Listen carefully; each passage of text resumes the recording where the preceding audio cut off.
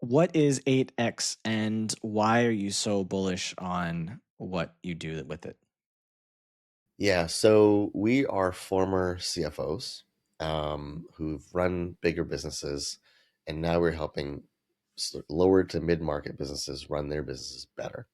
And what I love about what we do is we're deeply, deeply embedded with the business, with their marketing team, supply, operations, finance, and ownership, and we're helping them work better together. When you do that, research proves that you make a lot more money. So that's what I love about what we do. And you're focused mostly on e-commerce brands? E-commerce and CPG, and we do some clean tech and some green tech as well. So you said it, so I have to ask, why did you say that there's a difference between e-commerce and CPG? Well, there's a perceived one. I think a lot of times e-com people think it's a single channel, online only. Most of the time, at least at this point, anybody that's succeeding is typically doing CPG sales anyway. But CPG strictly would be, you know, consumer packaged goods through retail, like in-store environment, and then they would say e-com is the other side of that. But most people are omni now. Yeah, I was gonna say like D2C, like you could sell so for people who don't know, CPG is consumer packaged goods. You could sell them through retail, you could sell them direct to the consumer. DTC is the I don't even know what the word is. How do you say that? The acronym. The Yeah, yeah, acronym. yeah. Acronym, yeah. The word acronym was blanking for me. It's Friday already in my head. So, how are you using AI in the business?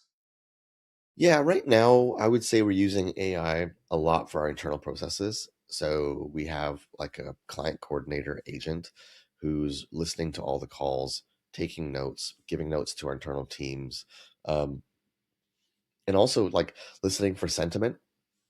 So are these words precursors to somebody being upset? So we've done a lot of analysis now. We've looked at people who have left, who were irritated, and we can look 3 or 4 calls before that point. What are they saying? What are they doing? What are they asking? Because we're trying to predict when they'll be upset so that we can get ahead of it. So that's one big one that we're doing. Is just, I mean, it's going to equate to better service, but for us, we just know when to dig in more or change something. Obviously, a lot of administrative processes, workflows, and any time you have to transfer text from here to there, an AI can do something like that. We're also doing AI for outreach as well.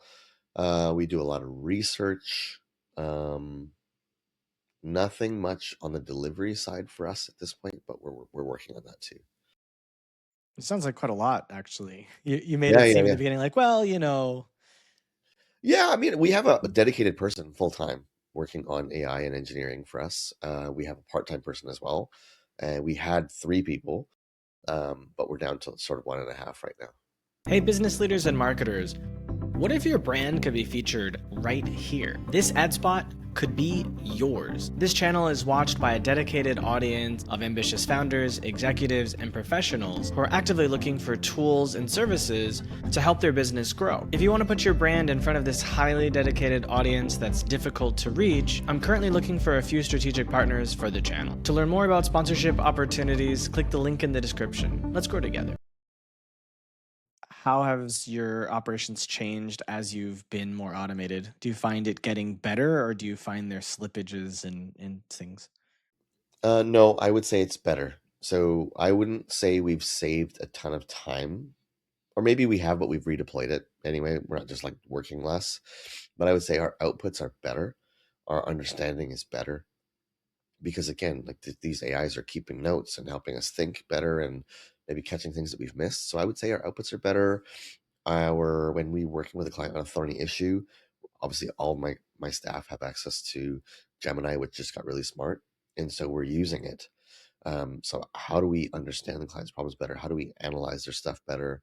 Um, we're doing like, for example, I'm trying to understand, can you predict future sales or CPMs and click-through rates with AI given historical data? So we're working on a ton of stuff to help people predict better and make better decisions. It's interesting you say that because there's a company I'm working with that helps B2C brands that are probably mid market. Um, they were a traditional service agency focused on this, where the companies were having an issue managing the number of campaigns, the number of ad sets and ads and things like that. And so traditionally a human from each of those teams was responsible for understanding, what should they do? Should they increase the spend on a certain campaign? Should they kill a campaign? How could they make derivatives of this campaign so that they have a unique and fresh, angle and whatnot? And it was a really tiring thing for their clients, so they decided to build an AI agent that would actually do all of the work for them and give them much better, clearer, more real-time insight into how to handle these things. And their business has just exploded as a result of this new offering. That's awesome. Yeah, we run our own ads too, and it's a lot of work to be in there every day, looking at things, creating new stuff. It's so much work. That's great. Yeah, something that I don't have much experience with, but I understand from the other side because I have a partner that I work with who is a Meta partner, and he gets a line of credit from from Meta directly. And so we're able to we don't help the clients with their ads, but we support them through having their accounts, giving them accounts that are really strong, that can handle different kinds of gray and black hat kind of advertising, things that are harder to run for a lot of things. And so we get to see their struggle, but from the other side, which is like, oh, I don't know how to make this thing profitable, or I'm trying. So we constantly are talking to the clients about that. So I might need to talk to that person. I have some clients that struggle because they're on the edges of what Meta thinks is acceptable. okay, well, we could definitely talk about that later. Amazing. So this is why I love doing podcasts. Of course. So is there something unique about what you're doing that gives you an edge? Yeah, yeah.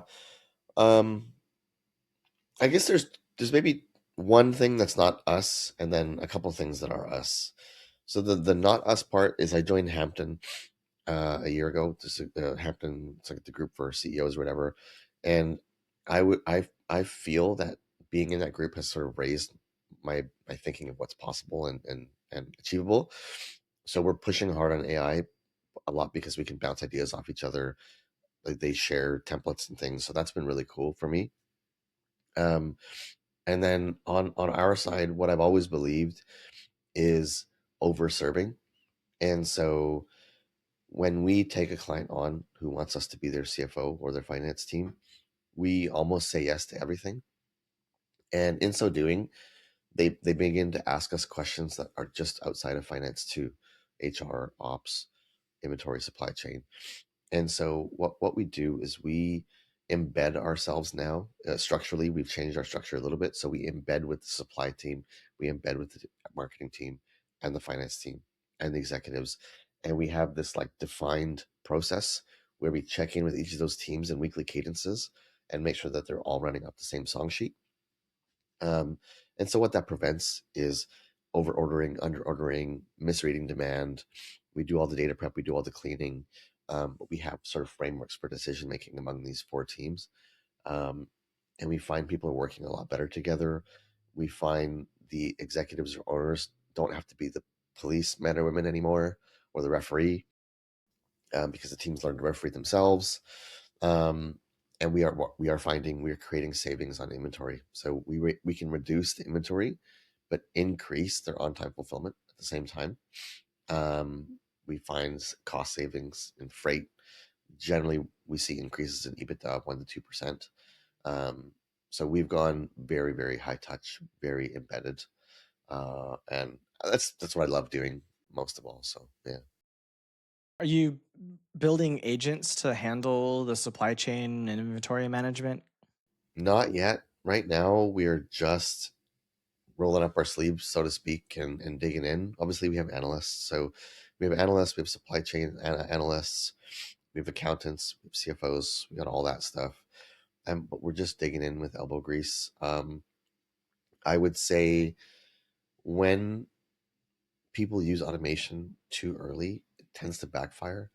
And so what we do in a lot of cases is we pull back on the software, we pull back on the automation, and we ask people to have more human conversations.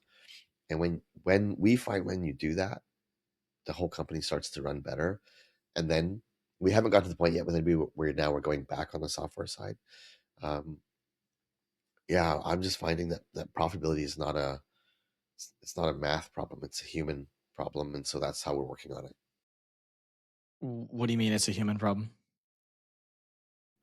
Well, so as a business grows, and you'll know this, you hire people that then have authority to do things. So a classic example is you hire your first supply chain person, and they go, "Oh man, to better serve the West Coast, we should have another warehouse over there, and to better bump our AOV, we should have a new SKU, and we should have this much safety, and so on." And so what happens is that you hire people who are experts at their thing, and they want to show value, and so then they do more stuff. But doing more stuff often creates drag operationally. So you add another warehouse, now you've doubled the safety stock requirements. So you've just taken cash out of your business just because you've added a new warehouse, where your customers are likely fine with 4 days shipping, let's say. And so the premise is that well-meaning, very talented people destroy value in a company when they're not aligned. And so we work on the alignment part. And so then we help these well-meaning, and they're all very talented most of the time. We help them stay aligned on the plan, making things as simple as possible, reducing complexity. And then you add the well-meaning people, and then the business gets better, more valuable. Can't you just put an AI in charge of those decisions so you don't need a human to be aligned? I mean, that's fair. So probably.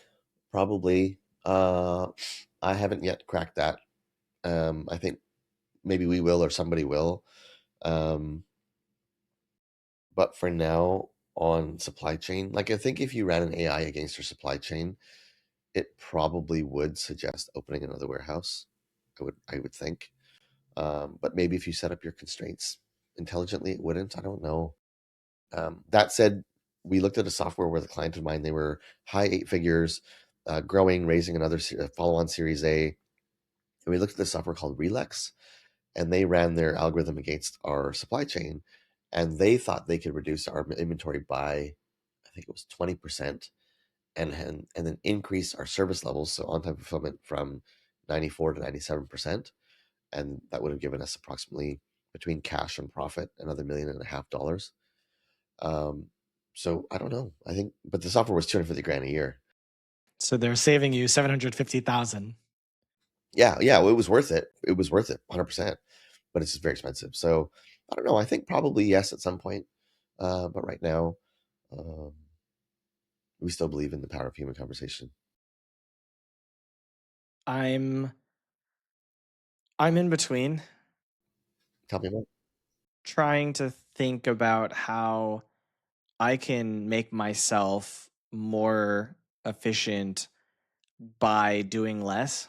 Yep, So, like, I see there's people using Cursor with Claude or Claude Code, where Claude Code is now your CTO instead of your junior level developer. 100%. With debugging and test, it can create QA tests and stuff like that, all sorts of things. So I had built a fintech, or I had built a financial SaaS by myself using Cursor and Claude. Hmm. So I I had built it in a certain way. And when I built it with a traditional SaaS mindset, where I'm going to build a SaaS and then I'm going to figure out how to make it more useful with AI. And everything worked. But then I put it down for a few months because I got busy with other things, and didn't have any customers yet, although I had a few businesses that were interested in using it.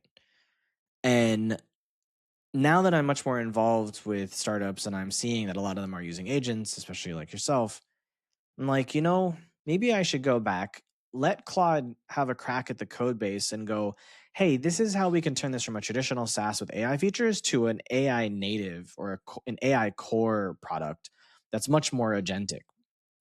Because the goal was actually to be kind of like a partner, kind of like a CFO partner, where it takes in your QuickBooks but ignores all of the revenue. It only looks at your expenses. Yep. because Yep. humans really suffer when they're looking at the P&L. They're looking at both sides, and so they're trying to balance something. But in most cases, especially when you cross 1 million a year in spend, whatever that is you're spending on, you have, like, as a founder, lost control of the budget. You'll have at least one, possibly two, maybe even three more people that have some budget they can spend. And so at that point, you probably have a financial officer or an accountant or somebody. And so someone needs to be able to see what the hell is going on with all of the expenses.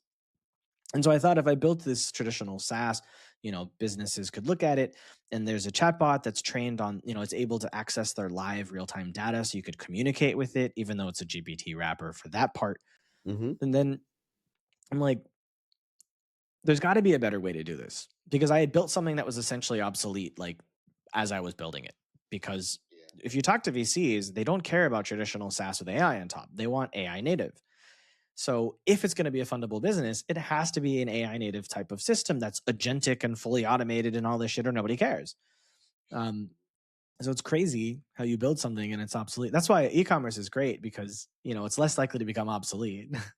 Well, this is the thing, right? I mean, we're grappling with. There's a chance that in a couple of years I won't have a business, right? And so we're grappling with that, and that's part of why we're going very, very high touch. Yeah, it's a good idea. So that's why when you were saying you look at these different aspects of the business, I thought it was really great. It's smart, but at the same time, you could probably have agents doing all of that stuff, so you can stay high touch without needing more humans to remain high touch. So you can offer those services to remain sticky while it doesn't increase your cost of serving those people.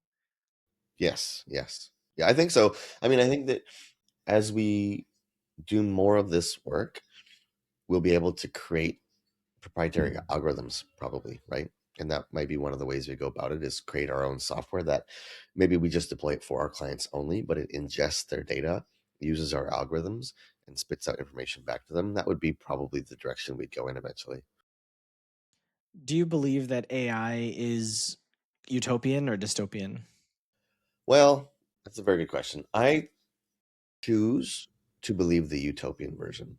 I know that there is a very real possibility of a dystopian version, but the one where AI takes all the jobs and we all get a great universal basic income and we just chill out is the one that I'm sort of choosing to go along with. I know there's a real risk though of a dystopia. Where are you at? I I don't think there's a chance for a utopia. Because the people that are running these AI have no incentive to do anything other than put more money in their pockets. Yes, but the government though, we one would hope would, well, not that we should trust them all the time, but one would hope they'd step in at some point and do something.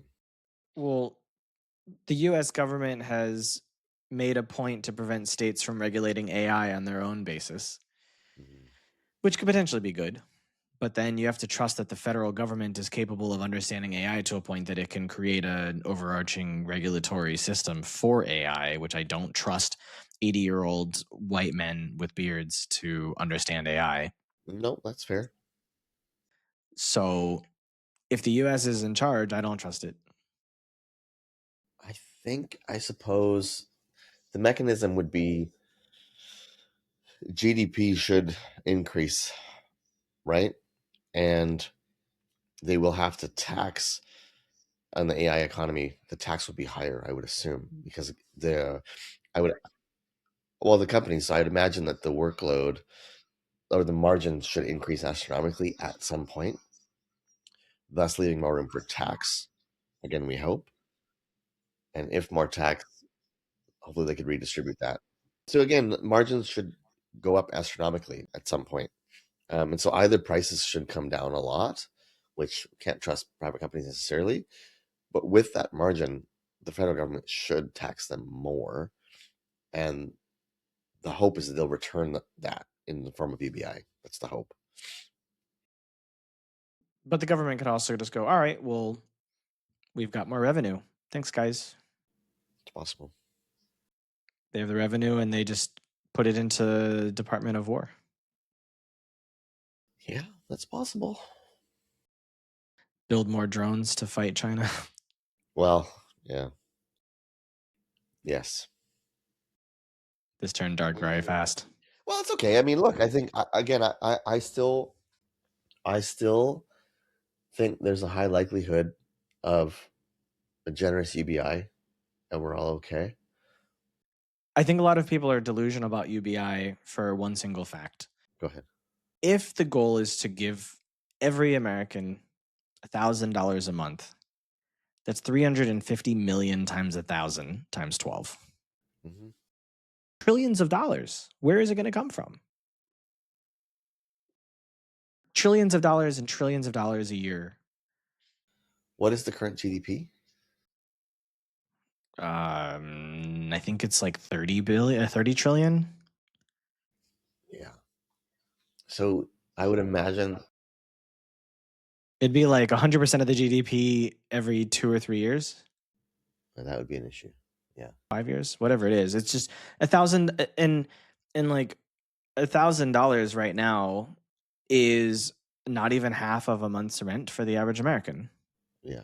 So what is it supposed to do? It's going to give you half of a place to live, and then you still can't even feed yourself, can't clothe yourself, can't drive anywhere. Like you would need $6,000 to $10,000 per person per month, unless the cost of everything was disinflated so deeply that the entire planet just imploded financially and a brand new system came into place where everything costed zero again, where bubblegum costed a cent. Yep. You'd have to destroy the entire global economy to make this work. It would have to become a post-money society. That's an interesting point you make, because if AI and robots are doing all the work, Why do you need money? well, and or why do you need money? Yeah, exactly. Yeah. The fact remains that we can feed every human. We just choose not to through supply chain mismanagement. Yeah. Right. So there's margin plus efficiency if we had AI making all the decisions, which poses other problems. But the AI might also decide that instead of fixing those mismanagement problems, it's easier to probably let some people die Yep. rather than feed them, which is what humans already do. Yep. Like iRobot too. All those movies. You can't even really trust the AI to do what's best for humans. This is why I struggle to see a utopian path. Yes. And I know that my choosing to imagine a utopia is maybe a little naive, but I can't influence the decision either way. I think my approach is to try to create a valuable company very quickly, exit so that my family's okay, and yet still choose to believe in utopia, even though I'm maybe buffering the downside. Well, what you're doing is choosing you're pretending you believe in the utopia while preparing for the dystopia. That's fair. That's fair. And so by telling yourself you believe in the utopia, you're preventing the stress you might go through in acknowledging the dystopian future. Yep. So that you can run the company to make the money you need in order to go and hide in New Zealand with your family. That's totally fair. Totally fair. I think you're right. I don't want to stress about the dystopia, and I don't want to talk to my kids about dystopia. But however, I'm working my ass off to build something very valuable very quickly, and that in the hopes of an exit, so that I don't have to stress about it. And I think the smart people understand that there's only really a few years before 5. Right. I think 5 is generous before things are really bad in that regard. And so like people say, oh, we're in cycles. Like, I don't think we're in a cycle. I don't think we're seeing a recession. I think we're seeing the downfall of the financial system so that AI can take over. I don't think there's going to be a boom. I think we're seeing the global financial economy kind of becoming something different. There will be a boom for some. Right, Elon Musk and Sam Altman. It depends. I think if the average person can deploy, I don't know what the number would be, but get money into the market, I think they will see a windfall as efficiency picks up with AI. But if you can't get money into the system, I think you'll be suffering. Is my again in the dystopian version, and there's always going to be a period of time where it's really bad before we figure out Utopia. So I don't know how long that would be, but there's always going to be a version where it's shitty for a little bit. You'll only have a Utopia if you get rid of governments. Well, so yeah, so even if so, let's assume we acknowledge that Utopia is possible. There's still going to be a bad period of time while there's a transition, but that's going to happen as your kids are growing up, and as I don't have a kid yet, but like yeah, it's going to happen as my kid is becoming an adult or earlier. Yeah, and so, but if the people can get money in the market, even in the stock market, and without picking, but they will see major efficiency gains in the biggest companies, creating a lot of shareholder value. I think one of the thinking is that you'll see an astronomical inflation of economic value in the stock market. So if you can get money in there, there's a chance you can be okay. Furthermore, if you can get money into private listings, so venture, angel, and you can pick that appropriately. Not that I'm good at that kind of thing, and this is not financial advice. There are people who will see massive windfalls as AI takes over. So for me, again, can I create liquidity very quickly, deploy it, or sell my company? That's sort of the plan. Good luck. Thank you. Good luck to all of us. We need it. We need it. Yeah. To go out on a better note, what's the most important thing you've learned in your life so far? I think an irrational belief in oneself is the most important thing. I'll credit my mother with this. She was irrationally told me my whole life that I was going to amount to something. And we didn't see that that was possible until I was probably in my late 20s. And I think at this point now, I just sort of think I can figure anything out. I'm very optimistic, as you might tell. And so I just think that I can figure anything out, no matter what it is, if I just apply myself. And I think kids should feel that way about sport, anything they want to do. An adult who is struggling or whatever, I think that person should have an irrational belief in oneself they can figure it out. Because if someone applies enough work against an issue, they will figure it out. That's my belief. Thanks for watching. If you liked this insight, I've handpicked another video for you right here on the screen. For more actionable strategies that get you real results, hit subscribe.